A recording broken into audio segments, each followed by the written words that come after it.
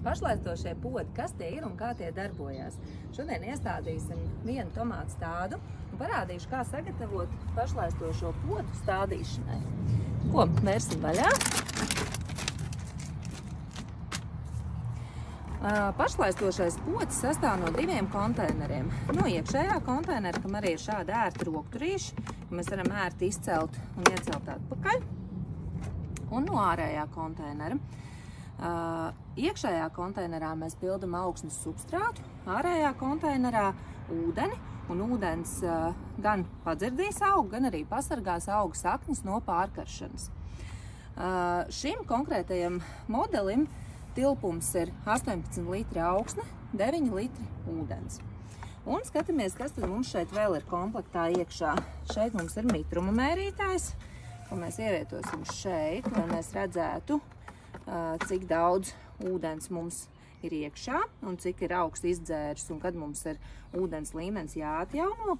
Un vēl viena forša lieta, kas te ir iekšā, komplektā nāk ritenīši šiem te podiem, kas ir noteikti ļoti ērti.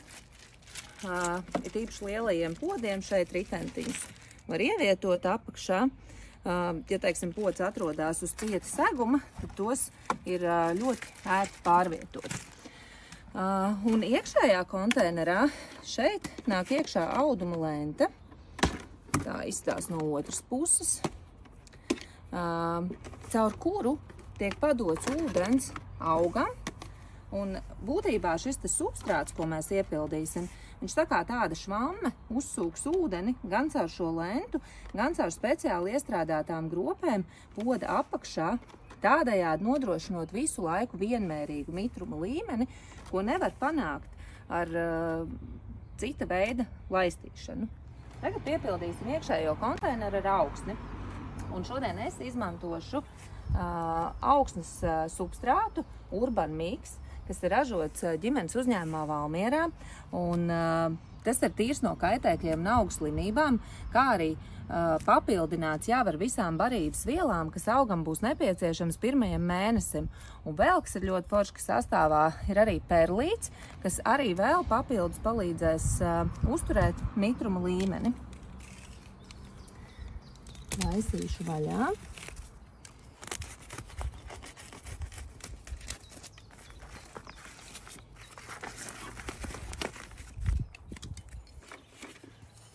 Pildam podu.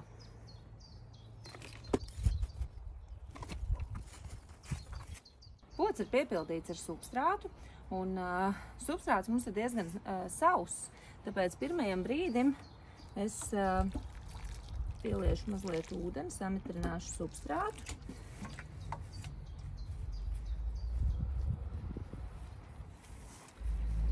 Lai mūsu stādiņam jau uzreiz būtu pirmajam brīdim ūdens, ņemsim ārā stādu.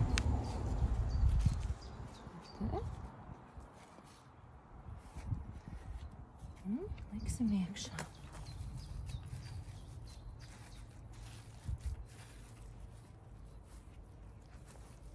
Tomātu var iestādīt diezgan dziļi.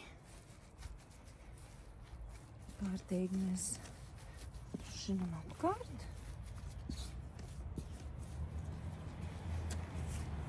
Un pēc nepieciešamības varam vēl pielikt substrātiņu klāt. Vēlreiz mazliet apliesim. Un gatavo šo te podu liksim iekšā šajā ārējā konteinerā.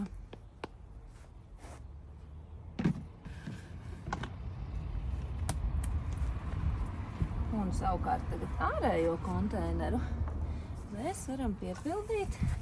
Tātad šeit, pa šo atveri, mēs piepildam ar ūdeni. Un redzam, kā mitruma indikātoru līmenis mums ceļās. Pēc mūsu pagājušā gada novērojumiem ar šo te ūdens daudzumu vienam tomātu stādam pietika no 3 līdz 5 dienām atkarībā no gaisa temperatūras un no stāda lieluma. Vēl ko es gribu pieminēt, kad augsnes virskārt jums var izskatīties sausa, bet tad, kad jūs parušināsieties augsnē dziļāk, jūs redzēsiet, ka tā visu laiku ir vienmērīgi mitra. Un tas arī ir pats būtiskākais un lielākais pluss šiem podiem, ka visu laiku tiek nodrošināts vienmērīgs mitruma līmenis. Līdz ar to augs aug vienmērīgi, augļi attīstās vienmērīgi, tie neplaisā, un pats tāds ir arī daudz izturīgāks pret slimībām. Šajā substrātā barības vielas pietiks aptuveni 1 mēnesim, pēc tam, protams, ir jāsāk augu arī piebarot, un piebarošanu ar barības vielām papildus mēs veicam caur augsnes virskārtu.